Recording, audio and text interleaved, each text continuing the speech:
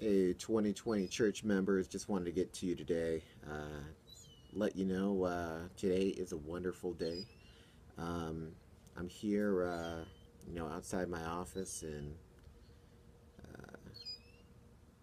we all go through traumatic life experiences, and not that mine was any more traumatic than anyone else's, but my father did pass um, just the other day, and I got to see him on his final day, and I'm I'm pretty I don't even know how you would say it. I'm proud of the life he led, and I'm just honored to be his son. Um, I'm thankful for everything he was able to give me and the rest of my family. My father still lives within me. I'm a part of his gene pool. Um, like Abraham, his legacy passed down from generation to generation to generation, and right now, um, he lives in me, so to speak. So, I look to carry on my father's good works and live a life of integrity, and just continue to understand what it is to be here in this world. My dad was not a Christian. He knew very much about the Bible. He was raised by a Baptist minister in Texas. And my grandfather, uh, Reverend Thomas Jennings, he, uh, before he came to Christ, got into an accident where his legs didn't work anymore. And he prayed to God that if his legs would be healed to where he could walk again, he would give his life to the Lord. The Lord heard his prayer, and his legs were healed. Now, I don't know how long that took. I don't know if it was through surgeries or anything like that, but my grandfather was able to walk again. Him and my grandmother, Annabelle Thompson, gave birth to my father in a taxi cab, believe it or not, in Washington, D.C., on the way to the hospital. So my dad was just so eager to get out into the world and go ahead and show off what he could do. And he hit the ground running.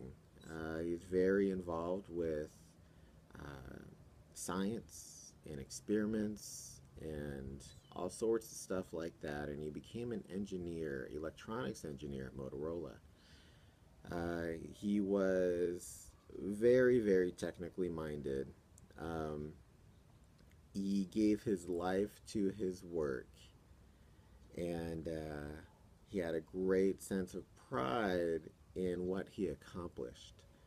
Um, in fact, just yesterday I read through his will and what he wanted written in his obituary, and he was following like a questioned um, template of just different questions to answer in order to kind of like write your obituary.